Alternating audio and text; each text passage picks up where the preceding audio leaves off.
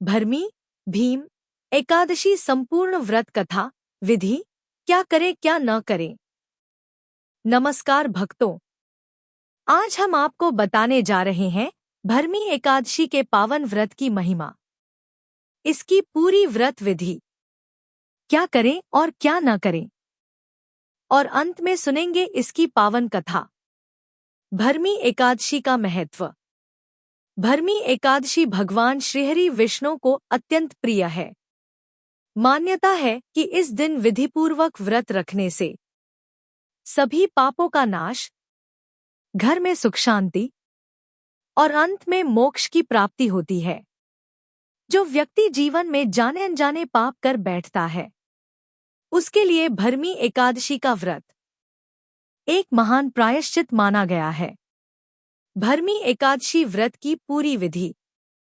भरमी एकादशी के दिन सुबह ब्रह्मा मुहूर्त में उठकर स्नान करें, स्वच्छ वस्त्र धारण करें और घर के मंदिर की सफाई करें।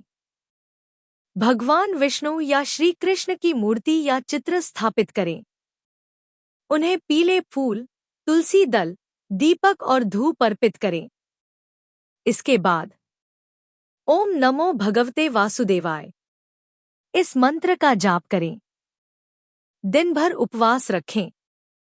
फलाहार या निर्जल व्रत श्रद्धा अनुसार कर सकते हैं। शाम को विष्णु सहस्रनाम या एकादशी कथा सुनना विशेष फलदायी होता है।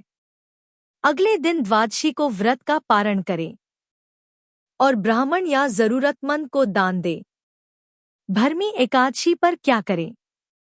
भगवान विष्णु का स्मरण और भजन, तुलसी की सेवा, दान पुण्य, सात्विक विचार और वाणी, सत्य और संयम का पालन। भरमी एकादशी पर क्या न करें? चावल और अनाज का सेवन, मांस, मदिरा, लहसुन प्याज, झूठ, क्रोध और निंदा, बाल और नाखून काटना, किसी का अपमान करना। भरमी एकादशी की पावन कथा। प्राचीन काल की बात है। एक राज्य में भीमसेन नाम का एक योद्धा रहता था। वह अत्यंत बलशाली था, परंतु अपने क्रोध और अहंकार के कारण अनेकों पाप कर बैठा था। एक दिन वह एक महर्षि के पास गया और बोला, मुनिवर, मैं अपने पापों से बहुत दुखी हूं। मुझे ऐसा व्रत बताइए जिससे मेरे सारे पाप नष्ट हो जाए। महर्षि ने कहा, हे भीम, यदि तुम भरमी एकादशी का व्रत पूर्ण श्रद्धा और नियम से करोगे तो तुम्हारे सारे पाप नष्ट हो जाएंगे। भीमसेन ने पूरे नियम से भरमी एकादशी का व्रत किया। दिन रात भगवान विष्णु का ध्यान किया। व्रत के प्रभाव से उसका हृदय शुद्ध हुआ, क्रोध शांत हुआ और अंत में उसे भगवान विष्णु का परम धाम प्राप्त हुआ। तभी से इस एकादशी को भीम या भरमी एकादशी कहा जाने लगा। जो भी भक्त भरमी एकादशी का व्रत श्रद्धा और विश्वास से करता है, उसके जीवन से सभी कष्ट और नकारात्मकता दूर हो जाती है।